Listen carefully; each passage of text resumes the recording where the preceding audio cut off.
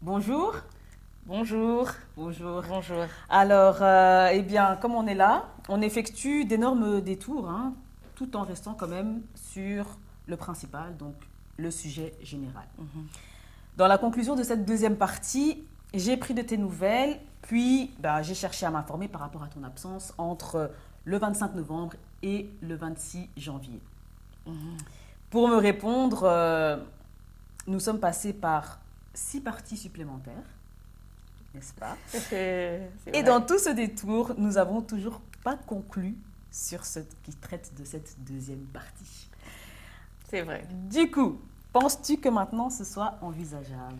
Bien sûr que oui, bien sûr que oui. Et justement, comme entre-temps on a fait 6 parties, j'aimerais rappeler que cette deuxième partie exposait les répétitions des schémas négatifs au sein de mon système familial, dont les membres ont chacun joué un rôle, comme j'expliquais, afin de maintenir l'équilibre toxique, ce qui est inconscient pour certains et conscient pour d'autres. Tu peux comprendre que ce système familial a créé mon identité en partie, Ouais. qui est ma mort intérieure. Explication que j'ai donnée par rapport à la mort intérieure au sein des vidéos précédentes. Et l'autre partie, ma foi, cultivée depuis l'enfance, que j'ai imagée par rapport aux 30%, hein, Ouais. les 30%, qui est ma part vivante. Qui est ma part vivante. Avec ce témoignage, chaque jour, ma part vivante augmente et ma mort intérieure régresse, disparaît de plus en plus. C'est cette part vivante qui m'a pour moi, mise en lien avec Fabrice, qui a favorisé cette rencontre au niveau de l'esprit, un lien d'âme. Et tu sais, dans le jargon de tous les jours, ce type de rencontre que je mets beaucoup en avant ici, tu sais comment on appelle ça? Non. Ce sont des personnes, on dit des sapiosexuels, Ah ouais, ok. des personnes qui sont attirées par l'intelligence. Ouais, C'est vrai. je vois, je vois. Et à côté, tu as ma dimension de mort intérieure, héritée au travers des schémas négatifs, mon point faible. La porte d'entrée étant mon hypersensibilité qui m'a valu 2 dépressions au cours de mon existence. Ces schémas familiaux qui ont pu s'introduire à cause de ce point faible qui a défini ma mort intérieure et le canal qui a été, selon moi, utilisé spirituellement pour causer la mort de Fabrice d'un côté et éteindre son rôle d'époux, de père, par un point faible fondamental. Comme je l'ai toujours dit, son point faible fondamental, c'était quoi chez lui? Sur sa carence émotionnelle. Sa carence affective. Affective, voilà. Super. Sa carence affective, qui le mettait à la merci de son système, son entourage. Et cette mort a ainsi compromis tout le système lié à ma vie au travers du monde. Où je parlais, tu te souviens, le père du mensonge, le père du mensonge qui gouverne, Mammon, le dieu de l'argent, qui contrôle ce système économique, le monde industriel, l'enfer. Tu te souviens, hein, la fameuse La phrase? phrase. C'est laquelle? Dans le fer. Gravé dans le fer. L'âme est prise Et pris dans, dans le le fer. fer. Voilà. Et tout ça, j'ai associé ça à l'arbre de la connaissance du bien et du mal.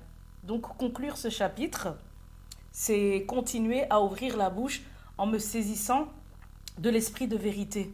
L'esprit de vérité qui est tout simplement la vérité face aux idéaux familiaux, synonymes de mensonges qui s'inscrivent dans les répétitions de génération en génération. Parce que les individus avancent sans réflexion, se maintiennent dans le mode pilote automatique, d'où le fait que notre destin soit déjà établi. Ouais.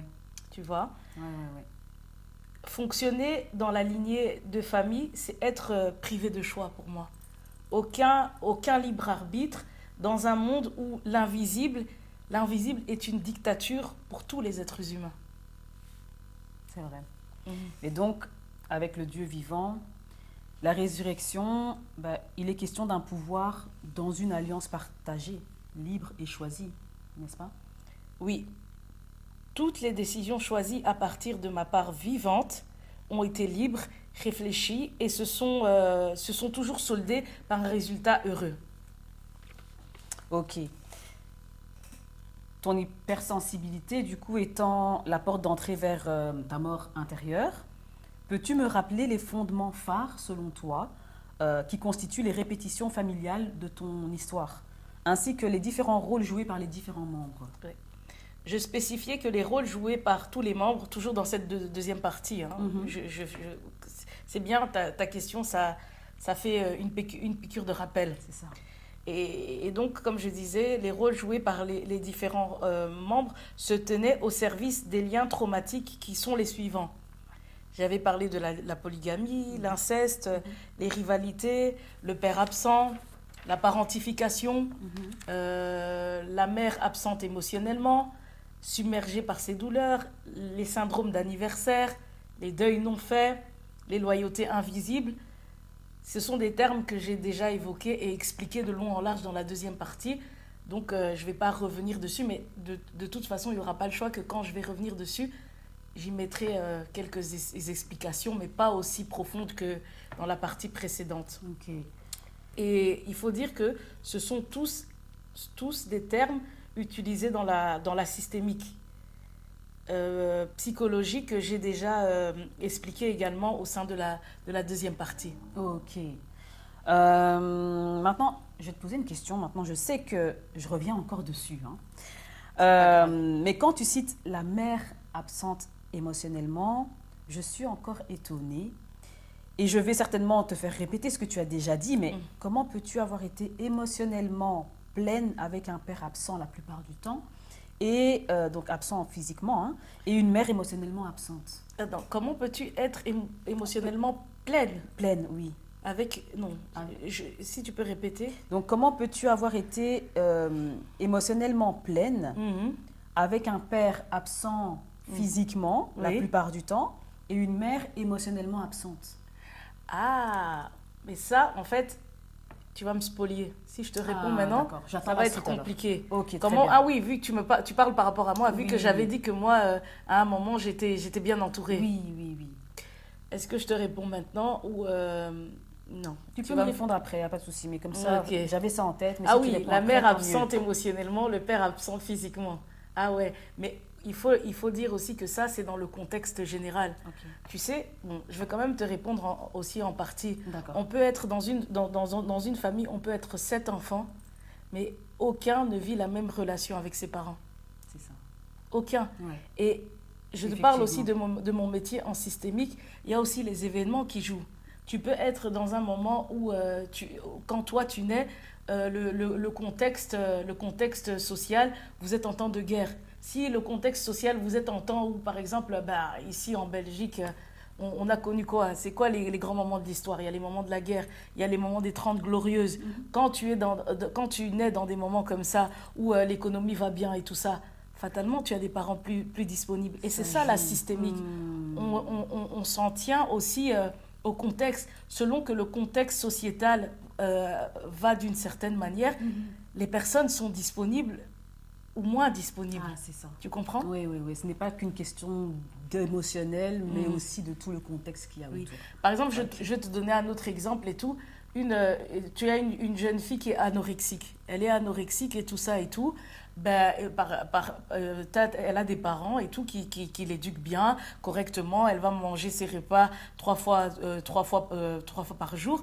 Mais en fait, le modèle de société veut que les gens en fait, soient extrêmement minces. Ouais. Tu vois, ça ne dépend pas en fait des parents. Ce sont par contre des bons parents, mais elle souffre au niveau de l'anorexie. Pourquoi? Parce qu'elle veut répondre au modèle de la société qui véhicule d'être super mince. Et à un moment, c'était ça qui était mis en avant. Tu vois, les mannequins qui étaient super minces et tout. Donc voilà. Ok, génial. Ça répond un peu? Ouais, c'est déjà plus clair. Voilà. Oui. Et pour revenir, comme j'expliquais que... Comme je suis thérapeute systémicienne et je viens d'expliquer un peu sur quoi on se base, je vais, comme je le fais depuis le début d'ailleurs, conclure par rapport à ma famille en prenant mes parents comme base. À partir de leur réalité, comme j'ai dit, sociétale, culturelle, symbolique, économique. avec en parallèle mes acquis professionnels, spirituels et ma culture générale. Ok. Je rappelle que la psychogénéalogie se base sur les répétitions traumatiques de nos parents, nos ancêtres. Le transgénérationnel, c'est la transmission d'une génération à une autre de manière inconsciente des secrets, des non-dits, des traumas. En soi, les deux termes sont quasi synonymes, psychogénéalogie et transgénérationnel. La systémique, ce sont les différents échanges, les interactions dans l'ensemble d'un système qui comprend nos différents rôles dans la vie. Je répète souvent, hein, nos différents rôles, on est époux, épouse, professionnel, amis, parents. Ok. Et donc, du coup, la thérapie systémique, c'est le fait, quelque part, de voir la psychogénéalogie dans les différentes interactions, amis, parents, professionnels, etc. Exactement, Okay. voilà. Okay. En fait, la manière dont tu fonctionnes dans ta généalogie, en fait, tu le rapportes dans tous tes rôles. Ok. Au travers des amis, au travers des collègues. Au travers... Exactement, tu vois. Okay. Tu vas le répéter. Ok, je vois. Et donc, ta part intérieure morte, qui est le fait d'être hors de soi, on peut en déduire que c'est Israël, la part qui est prise dans le fer, donc malléable à partir des rôles imposés dans nos origines. Est-ce que, bien évidemment, tu comptes conclure ce chapitre de manière à donner encore plus de vie à cette mort intérieure, en prenant Moïse, Jésus comme mentor, soit en passant de la mort spirituelle vers la vie spirituelle? Effectivement. Je vais associer toute cette théorie par rapport à la mort intérieure qui va de la partie 60 à la 65. Ok.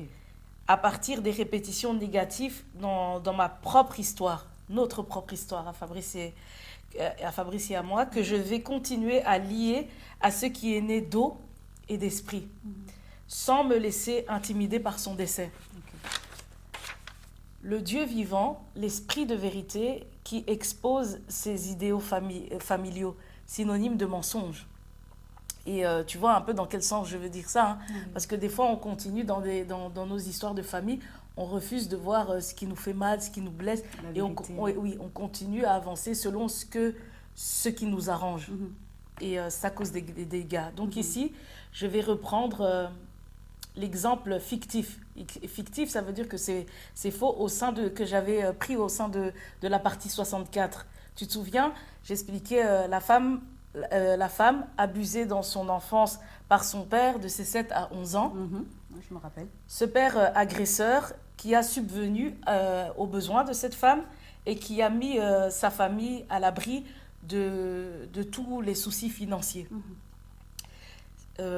Cette femme encore, dans sa vie d'adulte, rencontre de gros problèmes dans son quotidien et ne regarde que son père par rapport à son rôle financier, matériel et des besoins assouvis.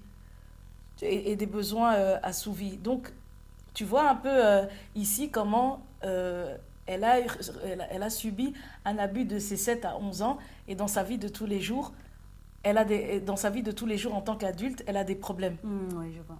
Elle a des soucis dans toutes ses relations. Oui. On choisit de se dire qu'elle perçoit ce papa dans ce sens afin d'éviter de briser une famille. De briser une famille, par exemple le couple de ses parents, mais entre-temps, c'est sa vie qu'elle sacrifie. Tu vois? Oui. Parce qu'en tant qu'adulte, rien ne va dans son système. Effectivement. Du coup, dans son système à elle en tant que femme, rien ne va. Mais dans le système de son père, tout va bien, vu qu'il conserve quelque part son rôle. En soi, attends, hein, dans son système en tant que femme, ça ne veut rien dire. Dans son système en tant que femme. Mais pourquoi tu vois seulement le côté femme? Parce qu'elle est femme, elle est professionnelle, elle est peut-être amie de, tu vois? Oui, en fait, Là, dans le sens tu veux t'arrêter où... sur le système femme? Oui, avant ça, elle était enfant. Oui. Et ensuite, elle a grandi, elle est devenue une femme. Et donc, dans son système à elle, rien ne va. Oui. Donc, en gros, par rapport à son père ou dans son système... Oui, tout va bien. Oui. Tout va bien, ok. Tout va bien. Et peut-être que En fait, c'est parce que j'ai choisi de m'arrêter sur ce moment de sa vie. On ne sait pas si à la préadolescence, l'adolescence, ça allait. Oui, tout à C'est fait. juste pour pouvoir m'arrêter sur un moment et pouvoir passer le message émotionnel essentiel. Mais ce qui est chouette, c'est bien de dire ça. Elle, rien ne va pendant que son père, on va supposer que tout va bien. Oui, il a toujours son rôle de père, son Exactement, rôle de mari. professionnel et tout se passe bien. Ouais. Et donc, on voit qu'elle, elle sacrifie sa vie pendant que son père, pour lui, tout se passe bien. Tu vois. Et en soi, si on revient à cette fille-là, elle sacrifie sa vie, mais c'est comme ça qu'inconsciemment, on se fait victime consentante du pacte familial. Là, j'utilise le jargon spirituel. On n'est pas dans le langage psychologique. Et qu'on invite les démons, les entités qui s'approprient en fait le quotidien de cette femme. Tu vois, sa vie d'adulte et d'enfance à partir de ses 7 ans, qui est l'âge de l'abus. Ouais. Tu vois. Ouais. Pendant que, comme on vient de le dire, que le père peut continuer à mener son existence avec cette famille qui existe grâce au silence, au déni de la souffrance de cette femme. Et tu te souviens, on parlait de l'ivraie et le bon grain. De l'ivraie et le bon grain. Ici, il y a l'ivraie et le bon grain au sein d'une même famille. C'est ça. Tu vois. Oui, je vois. Et il y a une autrice qui est anthropologue, Dorothée Ducy, qui a écrit sur l'inceste et elle a dit la chose suivante: c'est douloureux de distinguer le bon grain de l'ivraie dans une relation avec un parent proche et quand c'est le cas, ça prend beaucoup de temps. Okay. Puis se poser la question de la complicité du parent tacite. Ça, c'est le parent qui sait ce qui se passe mais qui ferme les yeux. Okay. Tu vois. Du parent tacite non agresseur. On se dit ici, c'est la mère.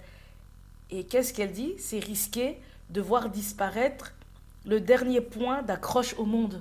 Parce que tu vois, notre rapport aux liens familiaux, c'est lié à notre existence, tu vois. Et pour moi, c'est également avoir le mauvais rôle de briser une famille par le fait de rompre le silence et ouvrir les yeux sur la vérité. Ouais. Et c'est vrai que c'est douloureux, du coup. Ouais. Voilà encore un exemple de domination sur les victimes d'un trauma, sur le monde qui se regarde dans ses idéaux. Tu vois l'effet derrière les idéaux qu'il y a chez cette femme quand on va creuser. Ouais. Et la domination du serpent. Nous, on regarde juste bêtement, on croque une pomme, mais tu as vu tous les effets que ça engendre avec. C'est vrai qu'Adam et Ève, quand on le dit, c'est moins percutant. Mais là, ici, avec l'exemple de la femme, on voit comment c'est beaucoup plus deep. Ouais, profond. Exactement. Ouais. Le serpent, le mal, le père du mensonge, détourne l'attention de la femme. Il détourne avec son consentement inconscient. Inconscient, avec le consentement de sa souffrance. Et les démons, comme j'ai souligné, s'accaparent sa vie, de ses 7 ans jusqu'à l'âge adulte. Le père peut... Même si l'inceste n'a duré que de 7 ans à 11 ans, ça continue jusqu'à... Quand tu dis que ça me dérange, même si c'était une seconde, c'est la seconde de trop. Exactement, oui. Mais je veux dire, les démons ne s'accaparent pas sa vie juste pendant le moment de l'inceste. Voilà. Mais ça continue juste loin. après, Oui. tu vois, ça vient, juste tu vois, les liens de famille, ça vient s'installer jusqu'à un certain moment. Et comme je dis, on peut être dans une même famille, mais en soi, les liens nous atteignent à des moments différents. Que l'on soit des frères et sœurs, les liens nous atteignent de manière différente pour qu'on puisse jouer toute cette symphonie négative, en fait. Oui. Tu vois. Je vois. Et donc, comme je dis, on répète, le père peut continuer à jouer ses rôles parce que la femme est prise dans le faire, ce qui est extérieur à ses émotions. Elle se contente de n'avoir manqué de rien financièrement, matériellement, et aussi, comme on a répondu à tous ses besoins, c'est bon. Tu vois comment l'âme est prise dans le faire et on éteint notre côté émotionnel. Moïse a renoncé à sa richesse. sa vie d'opulence et est retourné vers une vie d'esclave pour sa liberté intérieure. Et Jésus a eu faim après son jeûne de 40 jours. Il a été tenté dans le désert, tu te souviens, Matthieu 4, et a refusé le pain, les viles proposées par Satan. Oui. Ici, la femme se définit par le pain qu'elle a toujours reçu. Oui. Israël, dans le désert, a pleuré après le pain qu'il mangeait en Égypte. Donc, accepte, se laisse tenter, là où le Christ ne s'est pas soumis. Tu vois, là où le Christ ne s'est pas soumis, et Moïse a osé renoncer, à la différence de cette femme et d'Israël. Et comme je disais, Israël, comme la famille, accepte également les villes, le mode industriel où les individus peuvent fermer les yeux sur leurs actes et ne s'appuyer que sur leurs acquis sociaux apparents. Tu vois, par exemple, ce papa, y a derrière le côté agresseur et tout ça et tout, mais comme il a une bonne fonction et tout ça, il peut continuer à fonctionner. Tu vois dans quel sens j'explique que quand j'évoque que l'âme, l'esprit et l'âme est pris dans le fer. Tu vois? Oui, je vois.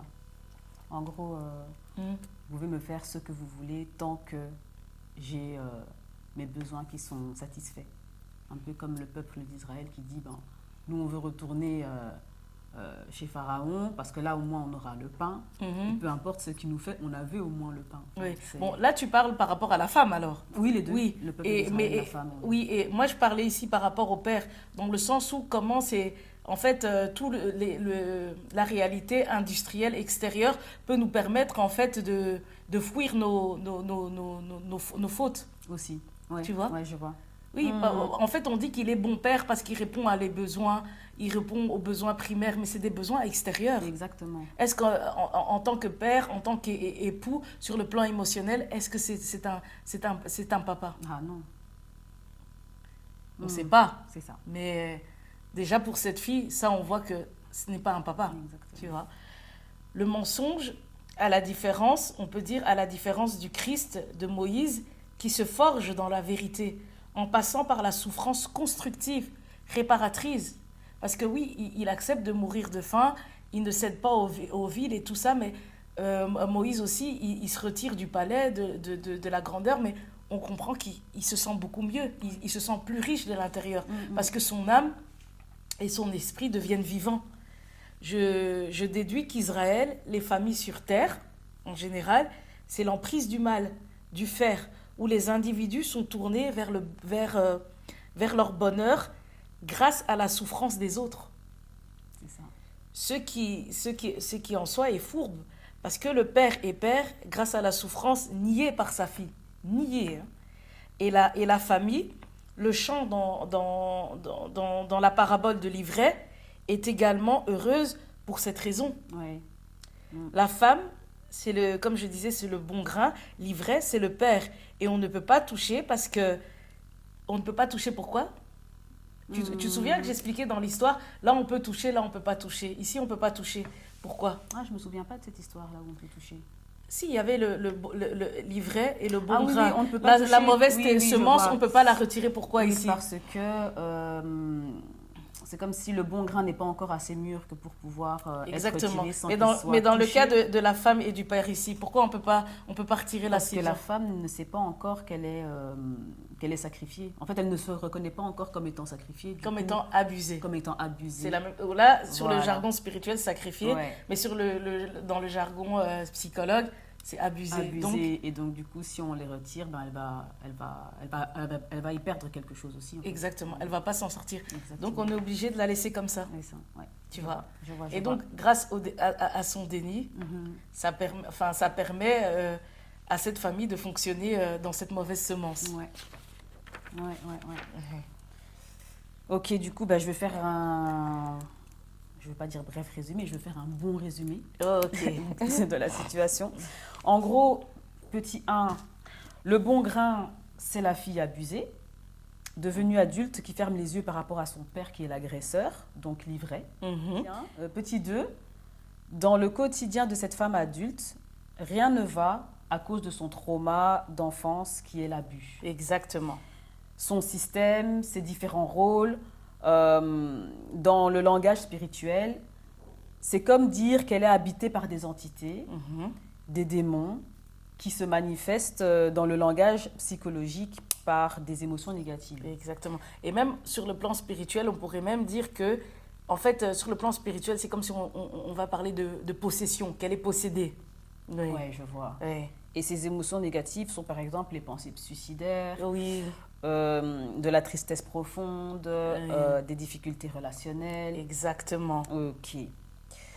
Alors, petit 3, du coup, cette forme de possession, être habité par des démons, c'est le pacte qui permet à la famille, donc au père et à la mère, de continuer leur existence heureuse dans le mensonge.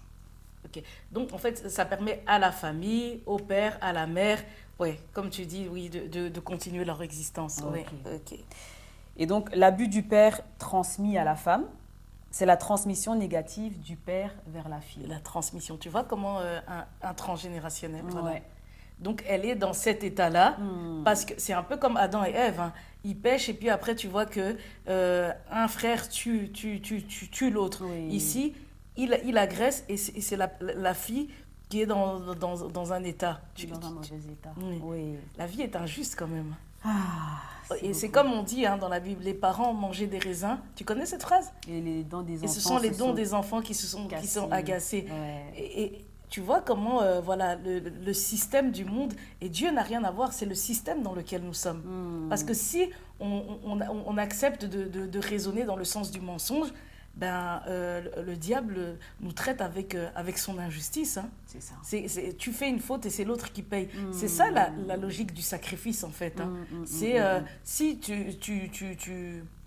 allez, tu es adepte de mon fonctionnement dans le mal, ben, je veux faire payer l'innocent. Dieu n'a rien à voir en soi. Alors là, clairement. Ok. Clairement. Alors, petit 4, la famille idéalisée, c'est le chant. Et si la femme brise le silence, alors elle est invitée au festin parce qu'elle se reconnaît comme abusée. Oui, comme tu l'avais dit, exactement. Voilà. Donc, c'est la séparation entre le bon grain, la femme, et l'ivraie, donc le père. Et alors, on casse la transmission par la vérité, donc l'esprit de vérité. Exactement. Tu vois comment, des fois, on veut amener les propos de la Bible à quelque chose de difficile, mais je simplifie le plus possible, tu vois. L'esprit de vérité, c'est tout simplement regarder la vie dans la vérité, dans sa simplicité. Enfin, c'est difficile, mais en même temps, la vérité, c'est regarder la vie telle qu'elle est, et pas telle qu'on aimerait qu'elle soit. Et donc, le Dieu des morts, donc le père du mensonge, n'a plus de prise. Les démons sont délogés petit à petit et le père est coupable. Les choses sont remises à leur juste place. On a affaire à une justice où les choses vont dans le bon sens et c'est équitable et c'est droit. L'un est coupable pour les actes qu'il a causés lui-même. On remet de l'ordre en fait, ça. Tu vois. C'est ça. Et on parle aussi qu'il est le Dieu de justice. Mais pour le laisser être ce Dieu, je suis convaincue qu'il faut que nous nous autorisions nous-mêmes à regarder la vérité. Et c'est pour ça qu'il dit que si un membre est une occasion de chute, jette-le. Jette-le, c'est dans le sens où si ce membre-là te cause une telle souffrance, comme cette fille-là, se séparer, se dire la vérité. C'est ça, effectivement. Et du coup, c'est le Dieu des vivants qui prend le relais dans la vie de cette femme et la famille n'est plus protégée par le pacte. Exactement. Et il est vraiment question, en soi, il y a aussi des pactes inconscients. Hein. Quand on reste dans le mensonge comme ça et qu'on vit quand même le bonheur et tout ça, et que le papa est bien vu parce qu'il a un bon travail et tout ça, il n'a peut-être pas spécialement fait de pacte officiel, mais rien que vivre dans ce mensonge, c'est un pacte en soi. Oui. Il vit des avoirs industriels qui viennent du diable si on se conforme à la Bible. Quoi. C'est ça. Ok. Et donc, petit 5, pour clôturer, écoute, tout ça me permet de te poser la question suivante. En cherchant à aller mieux, cette femme risque soit d'être niée par sa famille, de semer la division, etc. C'est la solitude pour le bonheur ou se taire, le contrat tacite. C'est la souffrance en étant entourée de ses proches, amis, collègues, famille, de son système. C'est exactement ça. Ok. C'est exactement ça. Et